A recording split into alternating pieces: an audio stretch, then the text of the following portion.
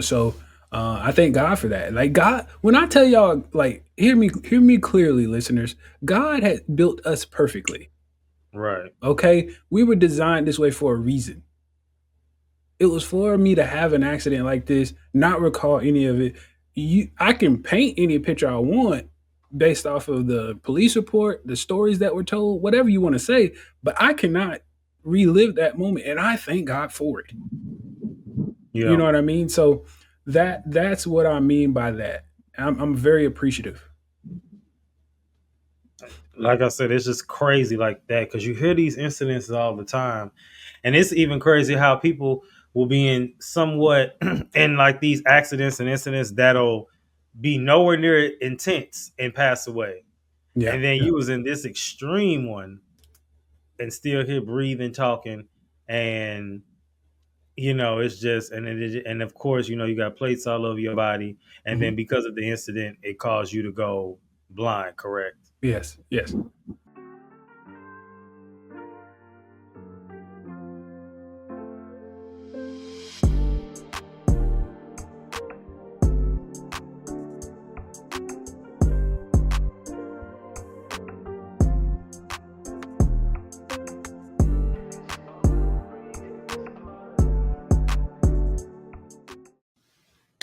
What's up, y'all? So, look, let me just go ahead and keep it short with you.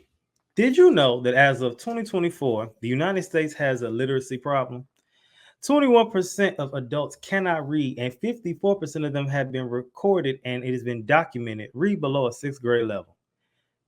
That is a catastrophe. But that's where I step in. Now, I'm not going to teach the grown folks how to read and write. However, PSA, the Ghostwriting Solution, has now a new package. It's called the Literacy Liftoff, and it caters to 9th through 12th graders who struggle with reading, writing, and comprehension. This new tutoring service will offer vocabulary skills, teaching students how to literally write from the bottom, literally teaching them how to do an introduction paragraph, how to do a hook, how to do a conclusion, how to add a little razzle dazzle, and how to add their own personal touch to it. Okay. Now, you know what you're saying. Well, Izzy, that's what they go to school for. Absolutely. But as an ex teacher, the teachers just don't have time. So this program has 3 different packages from 3 different sets of hours that you can take. So if you're an AP, a principal, the student who needs help, the parent of the student, or you just know somebody who needs the help. If you're in the Houston area, you can get in-person tutorials. But if you are not in Houston, there are also virtual options offered as well. So hit me up at my email, theprodigyperspective@gmail.com and or psathepodcast.com, and we will hook you up. What's going on, everybody? We are here for another episode of PSA Mental Health Podcast. And guess what? We are now live in high definition. I'm playing. It should have been in that, but I don't think we just now getting there. I don't think. I hope not. But anyway, we got another great episode today. Where do I want to start? I want to start off by saying I really think that this summer has been a great summer. It's been going by kind of fast, but I don't know if it's just because of the age thing or what, but hey, it is what it is. But this episode, I want to go more in depth because we talk about, different things a lot. Like we talk about the vision and having a vision and all that good stuff. But we need to go a little more in depth. So let me go to this week's meme. The meme reads, just because you got the vision doesn't mean you can see it.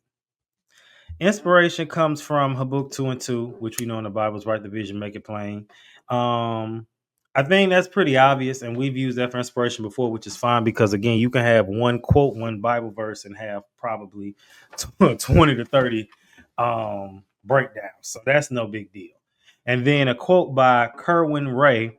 It says, make your vision so clear that fears become irrelevant. Sometimes we are bombarded by fear and we allow fear to keep us bound from doing certain things. So sometimes we do have the vision, like we said a few weeks ago when it was like, do what God told you to do 6 months ago. right? And then sometimes, so we knew what to do, but we was too scared to do it. We procrastinated because sometimes we scared. We're afraid of our own potential. And so you'll settle with doing this because this is easier, but you get some success, but you could have had much more success going a little further. All right. Okay, real quick. So for today, let's go ahead and jump into everybody's favorite happy hour. In today's happy hour, in this quick rant, I only have one thing to say. Stop playing with me. Now, what are you talking about, Izzy? Lately in life, my real life, not the podcast world, people be playing with me. How do they play with you? One thing I don't play with is people acting like they don't know me. If somebody knows you and y'all out and they clearly see you and you know that they see you and they try to act like they don't see you, that might get you blocked. Now, the reason somebody might say, well, that's a little childish. It might be. But why is you playing like you don't you clearly you saw me from across why are you playing games and why are you acting like because sometimes people do that because they want you to chase them. Now, in some cases, I'm a little different because if I do that to somebody, I legit want you to get away from me. So I didn't see, I don't want you to say nothing to me. That's just me. But some people be trying to play a game. So is it petty? And this is a hypothetical. So say somebody seen you or y'all, and they saw you, and this ain't the only thing they did. This is more so the final straw. And so they, basically acted stank in public, and you remove them off of, or you or not remove them, but the next time that y'all engage, you kind of pull back or you kind of reserved. And then now they asking you what's wrong with you, but you know what you're doing. So see, people, you play stupid games and you win stupid prizes. Because some people gonna be petty back and forth, and some people just gonna cut you off altogether. I don't know what team y'all on with that, but I've been known to just when people do weird stuff to me, just kind of stay away from them altogether. And you know what happens every single time? Whenever I do that, guess what, y'all? They always come back. And I'd be so confused because I'm like, so that proves you was playing a game. Right? Am I tripping? To me, that proves you playing a game. Because if you was acting stank, and then to me, you was there saying, leave me alone, cool. But then you come back. Why you come back? I want y'all to answer that. Keep that on your brain. We're gonna clip that. But all right, y'all, I just had to get that off my chest. I told you, this like Family Guy Peter Griffin what grinds my gears. And I have a great guest today. So we already talked a lot about vision. We talking a lot about sight, and we talking about, but what happens when you don't have that in the physical? But also what happens when you don't have it in the, I guess spiritual as well, because you can see things in the spirit. What happens when you can't see it with your purpose? What happens when you don't have it in any one of the three or all three? You know what I mean? And somebody who is, I definitely think a visionary. I definitely think somebody who, one, has a lot going on, but two, has a great story. And probably out of all of the stories told on this podcast thus far, I think this is one of those ones where it'll really make you say, and you don't see me coming with this, but I got to get my stuff together. Because if this person can do it like this, then I have no excuse. So let me go ahead and introduce my guest and let's get started today. My God, what is going on? Izzy, what's happening, man? How you doing? I am doing well. How are you on this beautiful, Wednesday? Yeah, yeah, I'm doing pretty good, man. Just finished eating lunch, and I'm ready to get rocking and rolling in the gym today. So right now it's lunch, podcast, gym, and then I'm right back out. We out in the streets, man. Okay. Well, my people on YouTube, they can obviously, they got the visual on YouTube. But for my audio people, can you tell the people what's your name, where you from, and where do you live now? Yeah, absolutely. So my name, Kijuan Amey. Where I am from, Durham, North Carolina. I still live here in North Carolina, so I am thoroughbred, as we call it. Bull City, born and raised, baby. Okay, okay. And now tell the people what it is that you do. Yeah, now I am a motivational and keynote speaker. I'm a resilience coach as well as a trusted mentor, among other things. I'm also an author, and as you can see behind me, for those on YouTube, I have some drums behind me that I've been playing since I was 7 years old. So Okay, okay. So now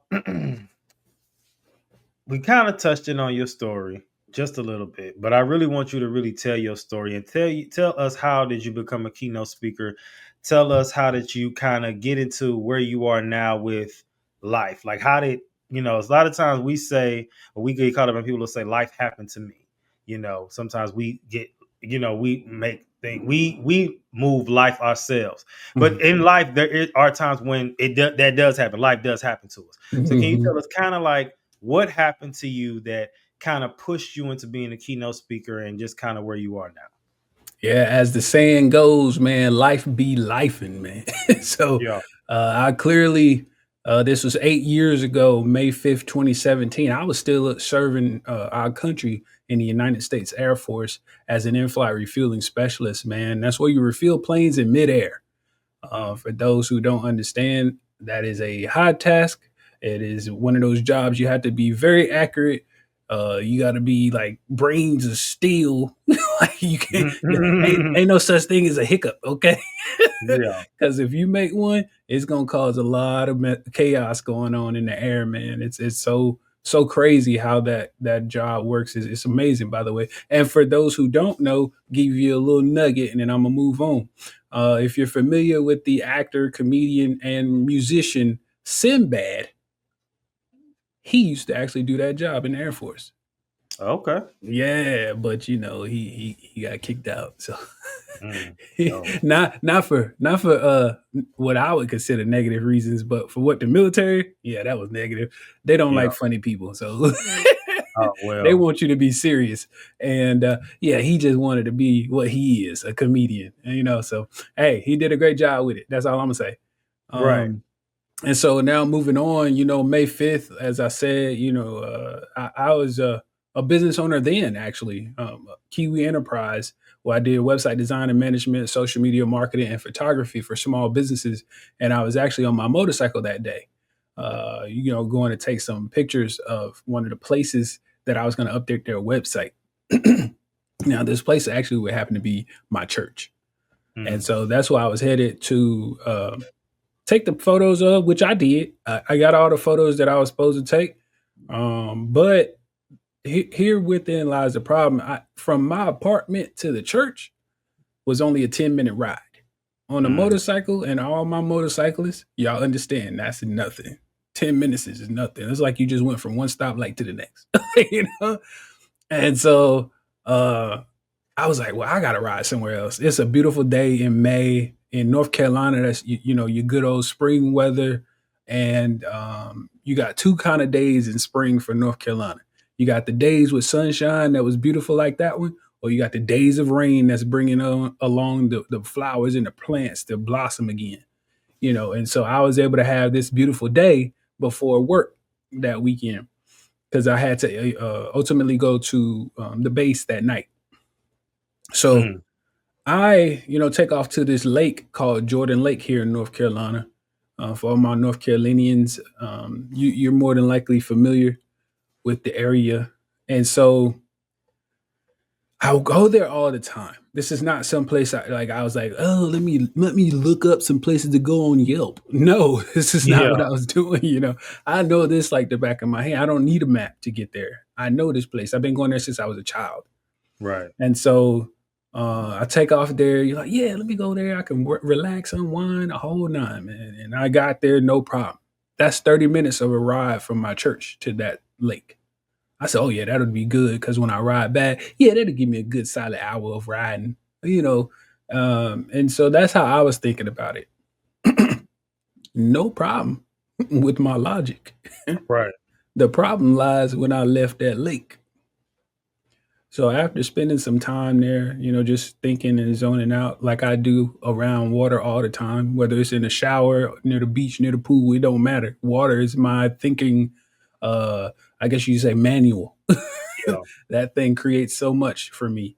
And so anywho, I leave there and I guess, got all my creative juices flowing and I'm on the bike, also listening to music because I had Bluetooth capability in my helmet. And so at an intersection, because there are not many, there were not many. Like people can actually pinpoint one or two intersections this car could have came from. Yeah. So I'm on a highway 751 is what it's called here in North Carolina, and this intersection is I'm going 55 miles an hour. Okay. Only two lanes: the lane I'm in and the lane that comes is coming past me. And I'm it's trees all around me, so I'm in the backwoods basically. Not somewhere you want to be at night. That's all I'm gonna say. Especially not on a bike, Yeah. because there are deer all over the place. And anywho, this car pulls out in front of me, a silver Honda Accord. He pulls out in front of me, and I say he because on the police report it was discovered that it was a male. Thankful that there were two witnesses that were there, which were two cars that were behind him at this same intersection. So he pulls out in front of me, and I don't I don't know what happens because I wake up in the hospital next. Mm. I have no clue. I don't even remember him pulling out in front of me. I just know from the police report, and again I say thank God that these two eyewitnesses were there because they told the story. Mm. And the story was basically they don't know why he pulled out in front of me because they saw me coming. So they don't know why he didn't. Yeah. And again, like I said, they sat right behind him at the same intersection, not on the other side of the street, not coming down the street. They was right behind him in Right. line waiting to turn or go Yeah. straight, whichever you were going to do. So anywho, long story short, I hit him. Um, I mean, when I say impact, gosh, I crushed my face in, broke my spine, my legs.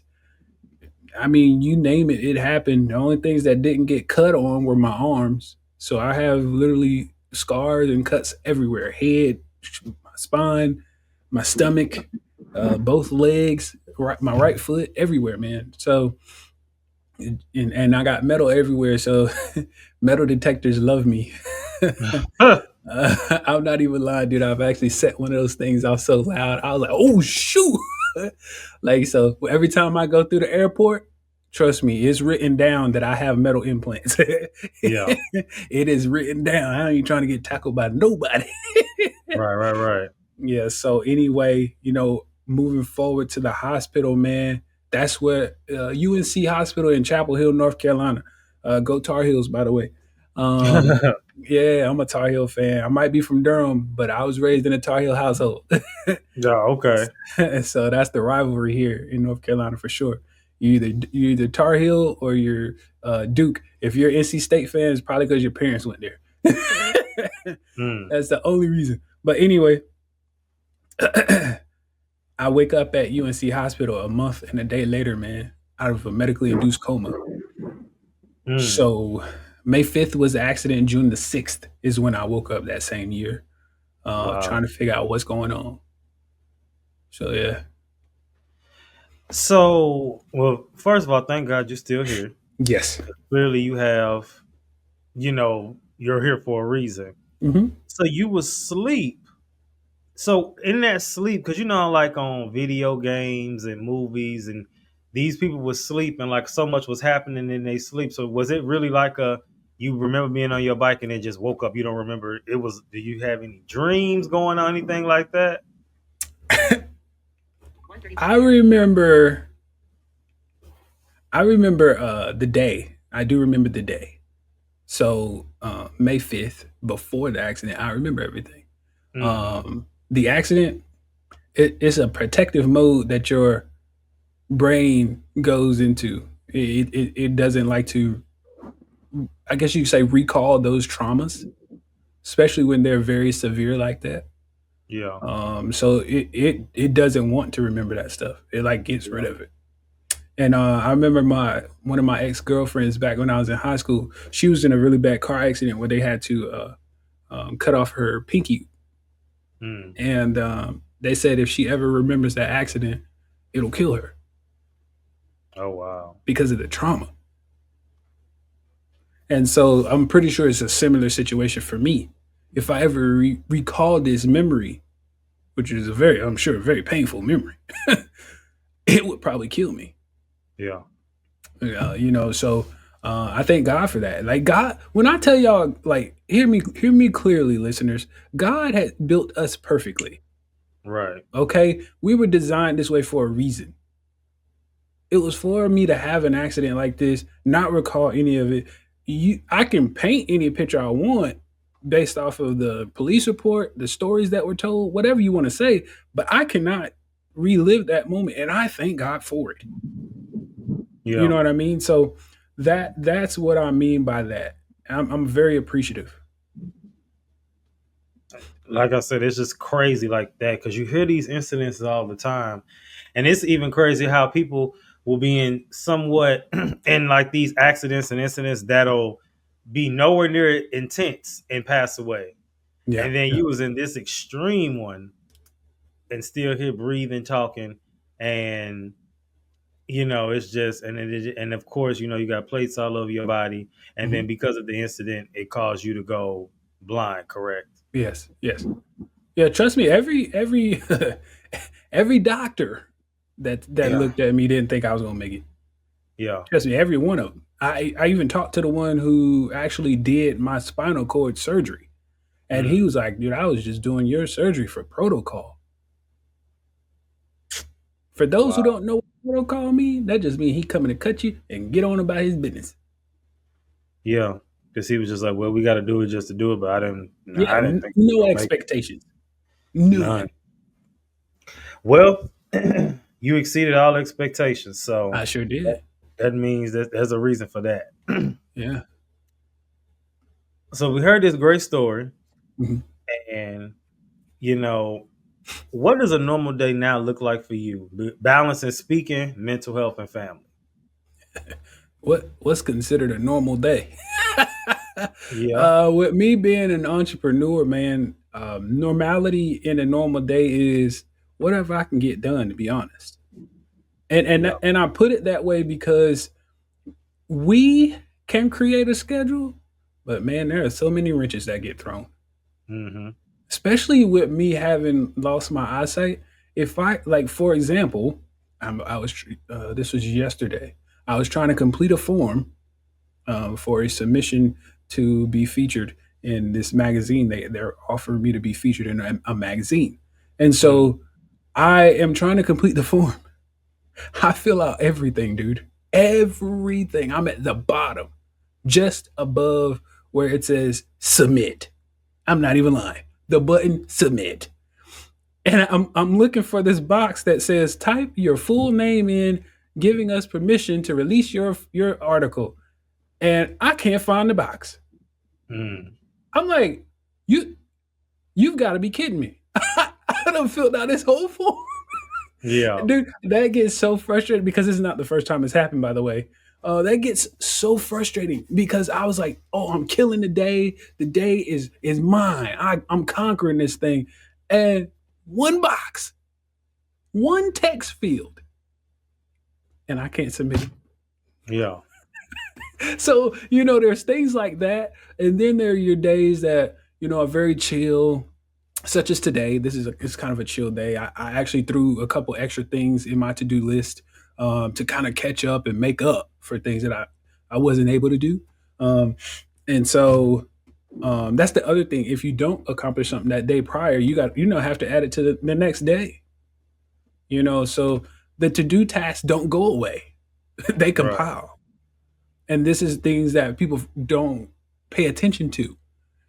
Uh, as a business owner, I, man, I'll be honest, my life never stops. If somebody calls me, I answer. Especially when it Yeah. comes to mentoring, I'm like a 24 hour. Yeah. I'm just like the police. I'm just like 911. You call me, I'm answering because that's how I tell them if you need me, call me. Yeah. I don't ever. I'd rather you call me and talk to me about what's going on in your life versus me hearing. later down the road that that's what happened to you after you Hmm. did something that I would hate for you to do. Yeah. Yeah. So Well, you're not speaking on the stage because you already said you was the keynote speaker, and I said that on purpose. The keynote speaker. You ain't said I saying it for you. yeah, How do you keep your message alive in your personal life? living, brother, Yeah. literally living, because my message is the will to overcome. Right. I have the will every single day I get out of my bed, man. Because will is that moment where you don't give up. Yeah. That will is that moment where you say, regardless of what this task is, I'm going to get it done. And Hmm. I do that all the time. When I sit behind the drums, I have a piano right here too. When I sit behind the keyboard, when I sing, because I sing as well. When I speak, when I mentor, when I coach, whatever I'm doing is considered me overcoming. Right. Because I remember the days I couldn't, man. I remember when I couldn't play those drums yet. Oh, it hurt.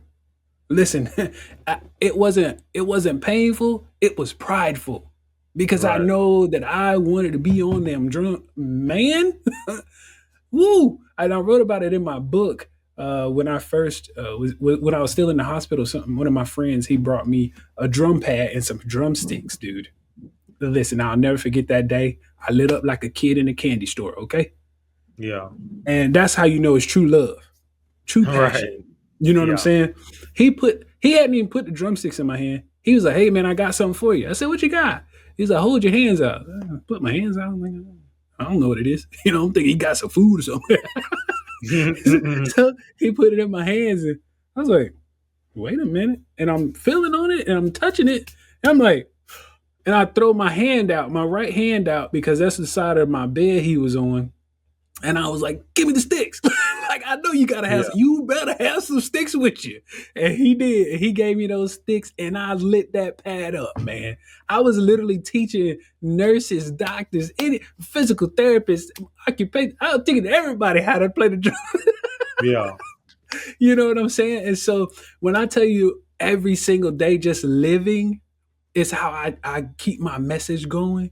Literally. When I'm going, dude, I haven't even mentioned the fact that I fly across the nation. You know what I'm saying? By myself. I don't go, there's not always somebody with me. Yeah. Now, I do seek assistance at the airports that I go to. Right. But as far as me, hey man, I need you to come along with me because, I'm just a poor old blind man. No, no, no. Mm-mm. They got services for that. Right. I can go when I need to. Yeah. I'll Yeah. jump in an Uber in a quick second. I will Yeah. hop in an Uber, book me a flight, get me some services at the airport. Listen, all of it. Yeah. Well, like I said, that's commendable because I say it's people who will make excuses not to do these things, and they don't have any issues. You know what I mean? Yeah, They don't have yeah. any, and they'll just try to make excuses. So we not even 30 minutes in, and you already slapping the people in the face. Hey man, hey, Um, I cook with grease. I see. I see. Look. All right, I got 3 words for you. I want you to tell me the first thing that comes to mind, and there is no right or wrong answer. Are you ready? Let's go. The first word is vision. Vision is mental. Okay. And I tell people that because I'm blind. So I don't always think of vision as being a physical thing. I think of Right. it as being a mental thing because think about a vision board. Vision Hmm. boards usually are things that you are trying to obtain, something you're seeking to do. So I think of it in that manner. It's a mental thing. You can't always put your eyes on it, but you know what you're looking for. So there we Right. go. The second is blindness. Mm. Blindness is not a disability. It is a different ability. Okay. And then clarity. Clarity. Ooh, I don't know why. I just wanted to say speak with it. You want to speak with clarity because that's the best way of conversation, best way of communication. and nothing can go wrong when everything is clear. All right, good stuff. So the definition from Merriam-Webster of vision, the ability to think about or plan the future with imagination or wisdom. Blindness, the condition of lacking visual perception, metaphorically, a lack of awareness or understanding. And then clarity is the quality of being coherent and easily understood, mental sharpness, and clear perception. So, all right, you had some good one. You had some good thought stuff. Yeah. All right, y'all. So let's go ahead and jump to the next segment, which is what does this have to do with mental health? And in this segment, we ask the question: what does this have to do with mental health? What does this topic have to do with mental health? So let me ask a question. It might be another one of those questions. Do you think some people need to lose what they see to find real vision? Ooh. Ooh. Don't hit them over the head like that. Because I'm gonna be honest, man. Th- and this is something that I don't know how I came up with this, but I tell people that our eyes are distractions. Mm, They're our biggest distractions because we'll be focused on. Say, for example, you're on your computer doing work. All you have to do is look out the window, and you be like, "Oh, yep. wait a minute, that's crazy. What Mhm. in the world?" Now you're distracted. You're no longer focused on the task at hand. So I say our eyes are our biggest distractions with, and it's not just in regards to blindness, but anything. You could be sighted and and still be focused, laser focused. But if you take your eyes and your focus off of these things and start to become distracted, you're just losing now. Now you're getting further behind the curve. And I'll be honest, when I lost my sight, it wasn't that I gained like this laser focus, but it was more like I'm not as easily distracted as others. Right. Listen, you remember when the first time that term came up, hot girl summer, Yeah. it didn't mean nothing to me because I couldn't see it. Yeah. You know what I'm saying? It didn't bother me. Everybody started talking about Cardi B and all these. I'm like, I ain't never seen her. What? She does nothing for me. Yeah. You know what I'm saying? And so when I tell people these things, they're like, that's crazy. Some people are okay with, or understanding of what I'm saying, and then others like, man, you crazy, man. You don't know what you do. I mean, what do you want me to say? I can't tell you a lie. She doesn't do anything for me. I've never seen this woman. Yeah. Literally, when she hit the scene, it was after I lost my sight. Yeah. So that's how I feel about that stuff. What do you think the hardest part about rebuilding your mindset when circumstances look hopeless? Ooh, you know, I'm trying to think of the most hopeless moment was the fact that I wasn't going to regain eyesight. Everything Mhm. else I can pretty much do. You know, I can run and all that stuff. Even though I broke my legs and my back, I could do all that. But the sight part was the one thing that I was just like, man, I'm never going to drive again. Yeah. Man, I'm never going to get to hop on a bike again. Man, I'll never get to fly that plane like I wanted to. Because Yeah. that's what I was going to school for, was to finish my degree so I would commission and become a pilot in the Air Force and commercially. But I was like, yo, this sucks. I'm never going to be able to refuel another airplane. Yeah. You know, it's things like that you think about, and it feels hopeless. That's a feeling. Hear me clearly. It Right. feels hopeless. The emotions of the hopelessness start to take over. Now, what you have to do with the mindset is overpower, because you can't do anything without your mind. First and foremost, let me start there. Yeah. Hmm. That tells your body everything to do. And so when you reshape the mind to be strong-willed and to have this mentality of overcome and being an overcomer, then you could dictate your own life. You have to start there. Yeah. Definitely. Definitely.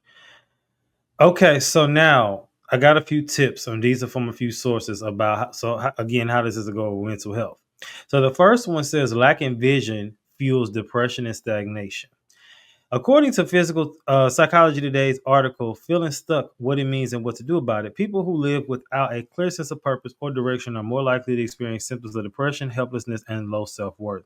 Having sight without vision often traps men in repetitive cycles with no sense of forward movement. Now, remember what I said earlier in the episode when I said that sometimes we we have an idea what we think we're supposed to do, but even with you, you just made it clear distractions. So we have physical sight, but we still easily distracted. So when you're in your situation, all these things happen, but there's always a beauty in the struggle.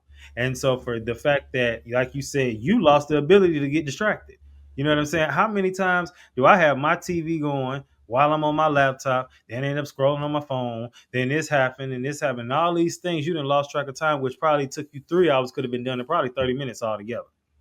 And so that's why I like that point when it says you have sight without vision, because vision is not always just based on what you can see. Vision is based on it even says it, the sense of purpose and direction. So yeah, you can see physically, but you still don't. It's like when people say they hear you, but they're not listening. Mm, So it's kind of mhm, the same thing with that. Like I see you, or I see it, but I don't. The vision is not there, but I physically see it. The second mhm. one is purpose is a protective factor for men's mental health, according to the National Institutes of Health. Article purpose in life as resilience factor. Research shows that having clear, meaningful goals significantly reduces stress, anxiety, suicidal ideation in men. When men lack vision, they often replace it with unhealthy coping mechanisms. The third one is vision helps men overcome identity crisis after trauma. According to Very Well Minds feature how loss and trauma affects self-identity, men who face major life changes like job loss, divorce, disability need a renewed vision to rebuild mental resilience. So with you going blind, you had went through all the stuff, of course, with your body, which you've healed from, and you're able to work out. You just said you're going to work out today. You got to run and jump and all that good stuff. Do you feel like you had to rebuild your identity, or do you feel that in a weird way, maybe God unlocked a new variation of it?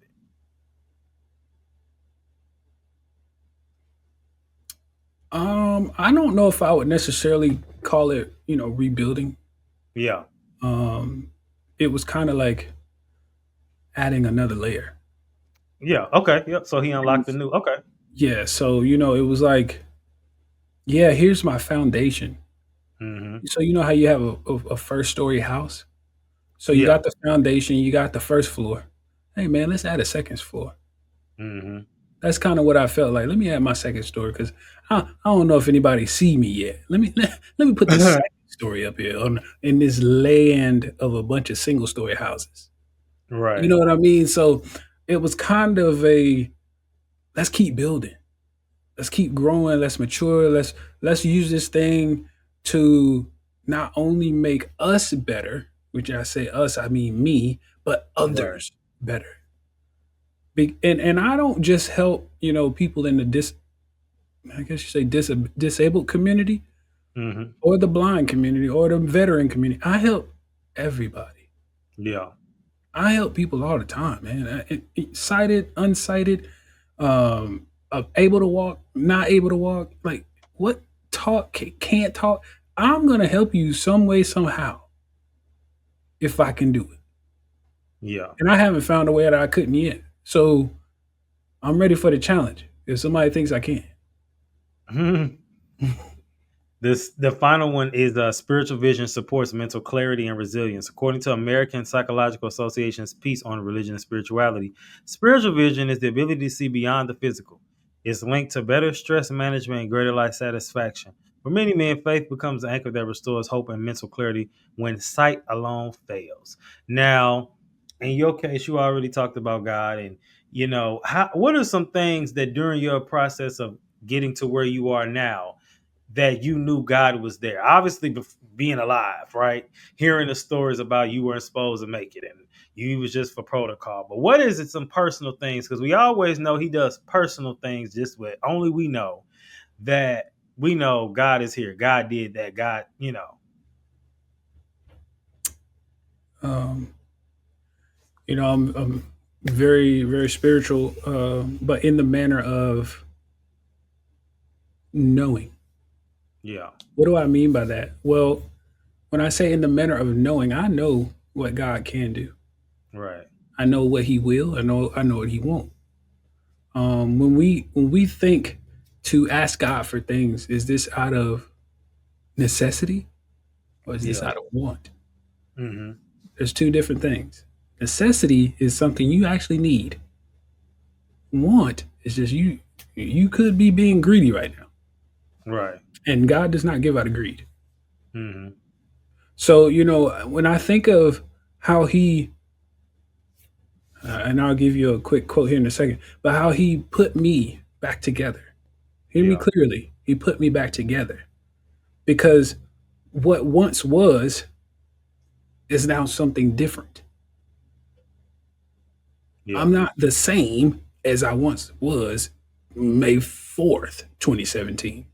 May 5th was the rebuild process that you were talking about. That was somewhat okay. Let's crank this thing up. We're gonna add another layer to it. Give him a little bit stronger because he's gonna be all right. Right. But what I was gonna bring up is you don't have a testimony without the test, Mm-hmm. and you can't have a message without the mess. So I Yeah. had to go through all of this just to be who I am today. Right. There's no way I could just be like, yeah, I'm gonna be the one of the greatest motivational speakers, keynote speakers, inspirational speakers, and I've never been through anything. Yeah. How could you?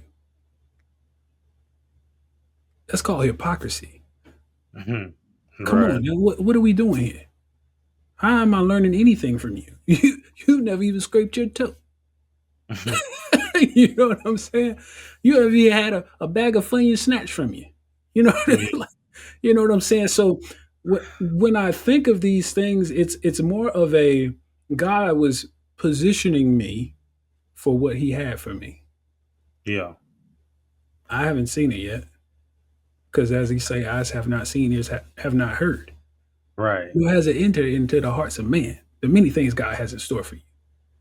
So I'm waiting. I'm receiving. I got my hands ready, and I'm keeping my heart open.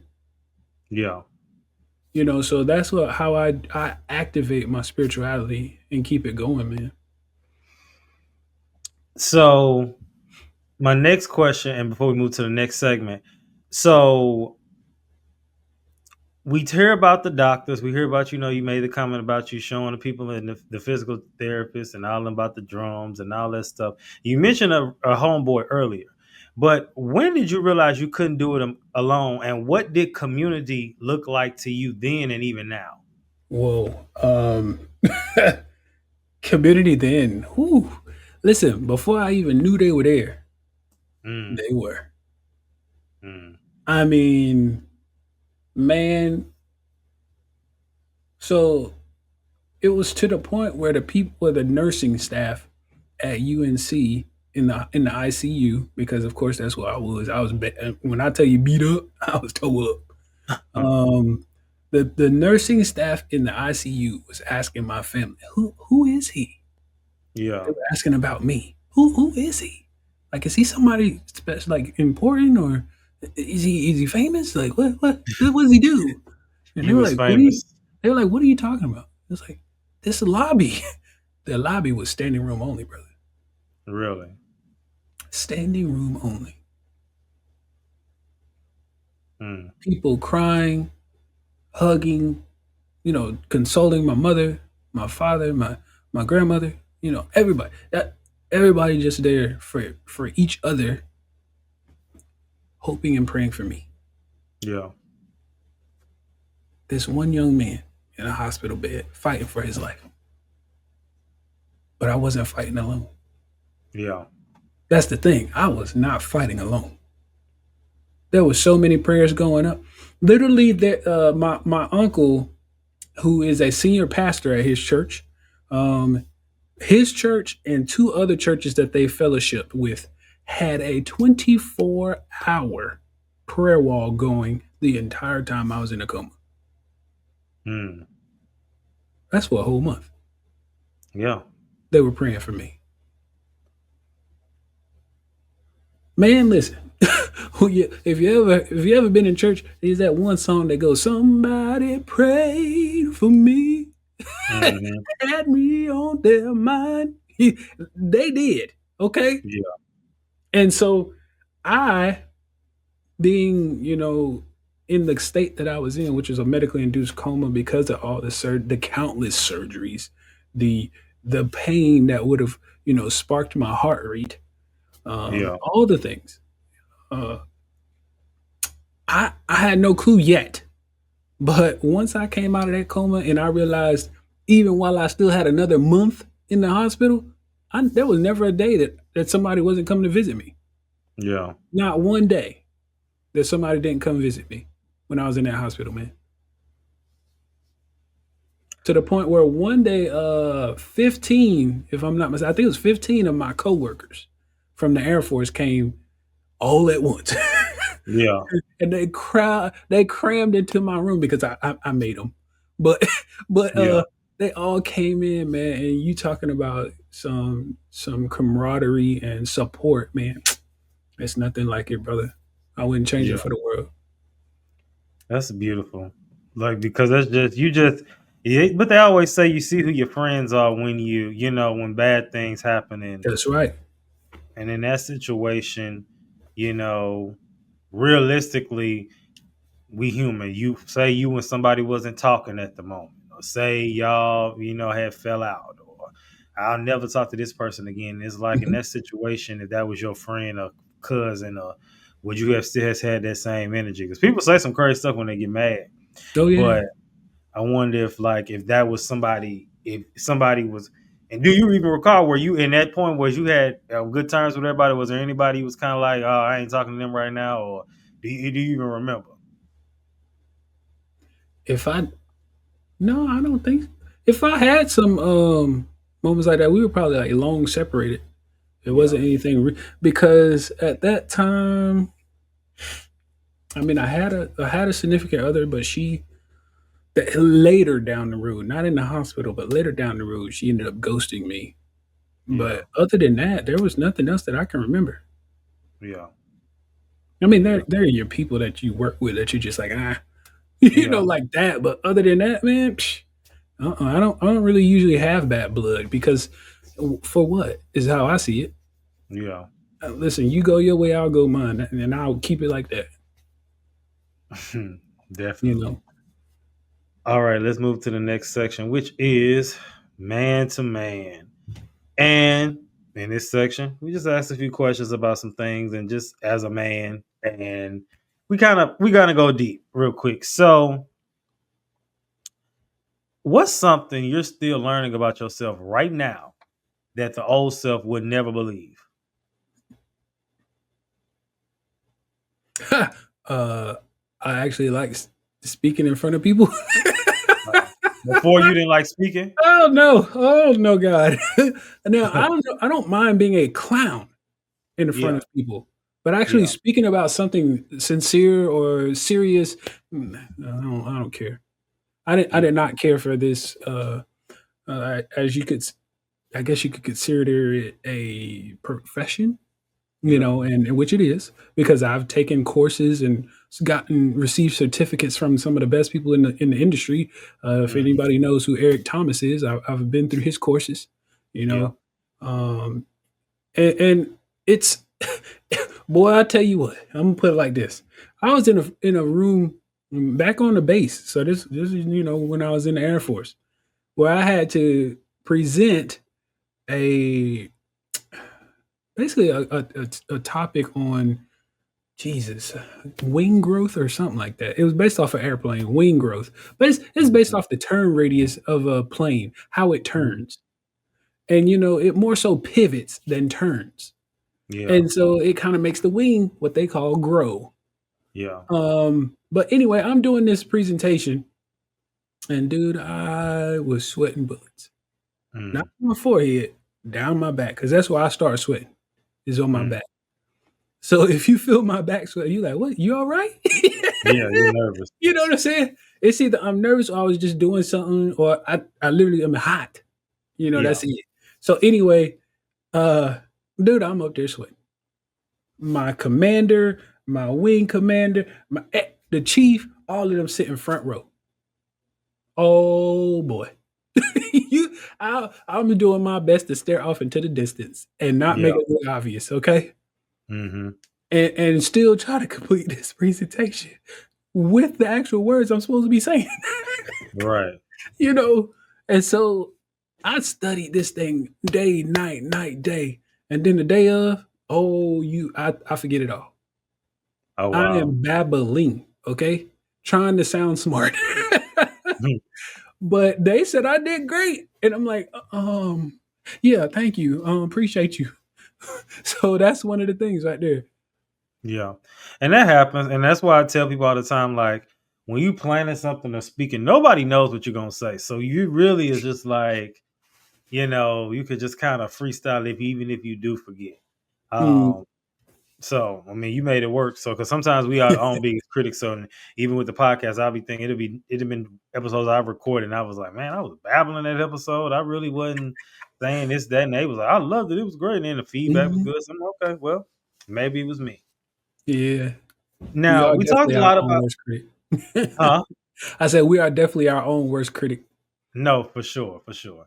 Now we done talked a lot about you, and we're gonna talk a little bit more about you, but I need to ask you a question because you're a speaker, you're a coach, so you didn't had clients, you didn't work with people even before the incident. You know what I'm saying? You didn't Yeah. work with especially men your age. Mhm. So you still hear people talk. You probably hear it better these days.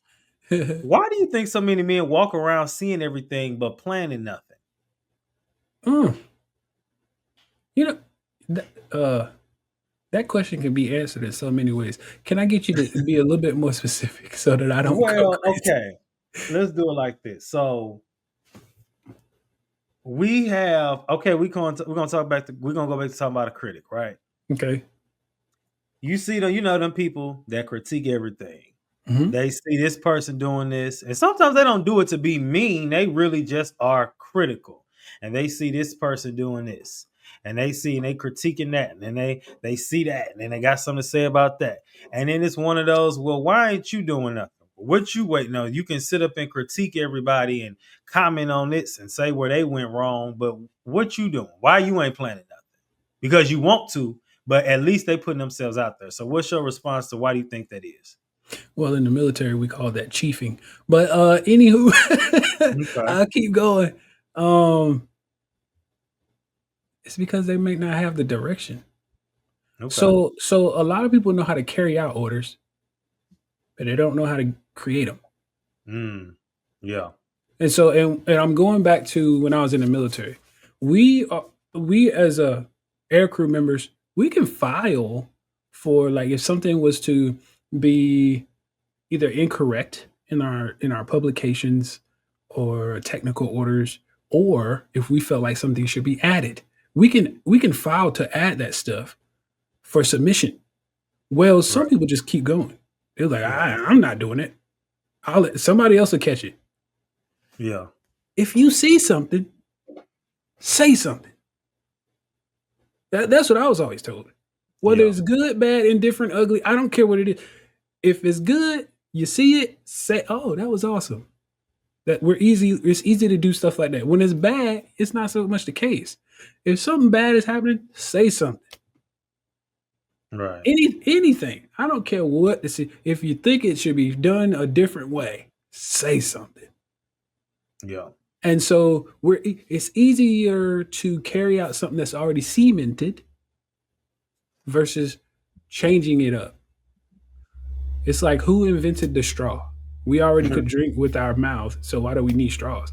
Oh, we saw that somebody wasn't that good at drinking with just their mouth. Maybe their hand was messed up. So they Yeah. were just able to use a straw. You fixed something. You know what I'm saying? So stuff like that. Okay. Okay. Now, I think we kind of already answered this. So, matter of fact, we did already answer. So, I'm just gonna kind of say it like this. The question asks, is it possible to see too much? I say yes. And even as a content creator, you see YouTube videos or hear YouTube videos and hear people talk all the time about how sometimes you need to take a content break and you need to stop listening and watching all these things because you need to be able to. Some people say, of course, sit with God and have Him give you the instruction and the idea, but just in general, sometimes you need a break because you are overstimulated and there is an overload. So you can be distracted by what everybody else is doing. We went into detail earlier about distractions, like I said, with the phone. I'm really bad with my phone. I ain't gonna lie. I get to scrolling and scrolling. And I look up. It's been, I got that bad. I do. But I do know that to protect your vision in a world full of distraction, I think it's best to also, because of the people that are critics, and some people won't see your vision. Like I said, just because you can physically see doesn't mean you're going to see the vision, because if God gave you the vision, that it didn't give it to your mama, your cousin, your daddy, your brother, your sister. So they're not gonna see it. Like, they might hear you, but they just and I believe, and I've said this before, that God will intentionally I'm gonna say it, blind people on purpose so that they don't see your vision, because He doesn't want them to be the person to be like, He wants you to always rely on Him. So if you're relying on your friend or your cousin who agree with it, then who's God? So I think that's something to keep in mind too, for anybody who is worried about that. Or just keep that in mind, I should say, moving forward. Um, yeah. All right, now let's move to the final segment for today, which is the weekly sabbatical. And in this segment, we kind of just reminisce on some things and end off everything in a post positive way. So, what do you wish your younger self knew about mental health that you knew now? That is not a weakness. Okay. That's the number one stigma around mental health, is that Yeah. it's a weakness. Hmm. I not only had to learn this from childhood, but also in the military. I talk about this all the time about military. As soon as you step foot across the threshold of mental Yeah. health, you ain't even seen nobody yet. You ain't talked to nobody. You ain't even picked up a pen or a piece of paper to fill out the form, the application, nothing. Just Mm. stepping across the threshold, you might have stepped into the wrong door and you weren't even supposed to be there. Right. They look at you different. Yeah. Hear me clearly. They look at you differently. I'm like, so am I not supposed to seek help? Because I'm Right. confused about this. You know, like literally, I had someone tell me, and I mentor people in the Air Force, and so it, I had them tell me about their experience when they were getting out. Basically, Right. they understood that they had PTSD, but they went to mental health. That's what you're supposed to do first off. But it seemed like that was the wrong thing to do, because as soon as they did that, they now got moved out of their shop. They now got put on a different assignment where they're only doing, like, they're literally pushing papers. Mm. What is paper pushing? That means you do nothing but like sign documents, do emails, like literally stapling papers, stuff like this. Like literally pushing papers. When your job, it was way more physical or required more demand than that. Hmm. But because you went to mental health, they couldn't let you do that no more. That's sad. Who are you telling? And then they have, say for example, if we're going number wise, so the scale is from E1 to E9, E9 being the highest. Say you're E7, but you now have an E4 telling you what to do Hmm. because you went to mental health. Yeah. How? Hey, how, Sway? You ain't got You the know what I'm answer, saying? boy. You ain't got the answer, Sway. Like, come on. Somebody talk to me. You know what I mean? So that's the thing. Mental health is not a weakness. It is actually a strength because I feel stronger now that I go to mental health because I can think through processes versus just getting mad, Yeah. versus just being sad, versus just giving up. I think through the, oh, wait a minute. If I just sit here and you know what, I can do that because if all I got to do, and now I'm actually still moving forward versus shutting down because that's usually what people with mental health problems do. They shut down, they Hmm. recluse. So yeah. Oh man, like I said, this has been a good episode. I'm telling you, it's so many gems dropped. All right, now coming from an article called "Culture and Christianity: Where Do We Draw the Line?" This is an author, Mary Carter, senior writer at the Bible Boulevard. So, having sight but no vision. It says the Romans 12:2, the warning: Do not conform to the pattern of this world, but be transformed by the renewing of your mind. So we have to encourage people. That's what she said, to reject cultural programming and seek a deeper spiritual vision. Now, I do believe that when you, in this case, losing your sight, you're not easily distracted by the things we're all distracted by. So you're forced to, do your work. You're forced to really hear from, know, find your purpose. And I think that sometimes that's overlooked when we get distracted. Things on TV. Oh, I'm gonna go back to this book I got to work on. Speaking to myself. Oh, let me watch this show real quick. Oh, let me go do this. So let me go watch this. And it's all these things you got to do that's putting your real stuff to the back burner. The second one is culture versus conviction. Our culture tries to define who we are, but vision is about defining ourselves by God's truth and not societal expectations. So, again, earlier we talked about exceeding expectations, and you did that because society said you're not supposed to be here. And you sitting up here smiling and grinning, and I know you laugh all day. So, you know, the third one, it says be transformed, not conform. True vision starts when we break free from cultural molds and invite transformation through scripture and prayer. And then the fourth one says influence culture, which I think this is what I really go into. Influence culture, don't be captured by it. It says men with vision are prophets and pioneers, not products of their environment. They shape culture instead of being shaped by it. So, how can you say that you're shaping culture right now?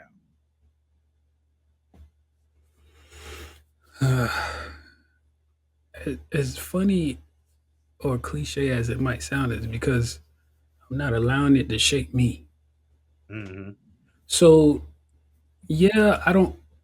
When I say that, I don't mean like I don't want to be a part of my culture because I love my culture. I'm Yeah. saying that I don't want the negative things of it to affect me. And that could be a good and a bad thing. And the things that we should try to adopt of our culture is the things that started our culture. Like man, when I tell you there's so much history where I'm from in Durham, North Yeah. Carolina, in our culture, oh god. Like even to the point where Malcolm X and Martin Luther King used to meet in Durham. Mm-hmm. Like that was one of their meeting grounds. The first Black Wall Street, I think, was started in Durham. Mm-hmm. There is the largest black-owned life insurance company in Durham, North Carolina Mutual. Mm-hmm. Listen, when I tell you there are so many beautiful black things that came out of and were birthed out of Durham, North Carolina, Mm-hmm. I am so proud of being from that area. Yeah. And don't get me wrong, there are plenty of other places that have these things, the Tulsa, Oklahomas of the world and all these other places. That trust me, I know about that. But what I'm saying is I gotta be proud of something that's mine too. Right. And culture is a huge thing, man. We just have to understand and I did a video on this that we talk about Black History, Black History Month in February, but we are Black history as well. Yeah. Yesterday is a part of Black history, but people don't realize it. It was yesterday, so it's in the past. That's considered history. Yeah. As long as you guys, You guys, me and you, anybody continues to make and create history. We are a part of Black history. So we don't always have to look so far back just to find it. My final question, because I really want to end it on that. But my final question is, what daily practice helps you protect your vision today? Not allowing things to easily influence it. Okay. Staying on the path of my purpose. I wrote it down for a reason. Okay, it's for to be a reminder. You know what I mean? And so we have to, like you said in the beginning, write these things upon the tablets and make them plain. And I Yeah. love that quote you gave. That was amazing. I got to get that from you. And Okay. so, anywho, we have to write things down so that we don't forget them. Because man, we could forget easily. So many Right. things happen throughout not just a day, but a lifetime that you could easily forget something. I have Right. short term memory loss. That's why I write things down. So, I mean, with my traumatic brain injury, I have to make sure I write things down, and it's just one of those things. Yeah. Okay. All right, y'all. For the question or challenge for the week, it says, "Are you surviving with sight or building with vision? Pick one thing this week to prove that." All right, y'all. That is all we got for this week. Kiwan, anything else you want to tell the people? Any other gems you want to drop before we go today? Hey, just keep on doing what you're doing. Don't give up. As easy as that phrase is, it's the hardest to remember. Why do Yeah. I say that? Usually, the easier things are said than done. It's the hardest to recall when you need it.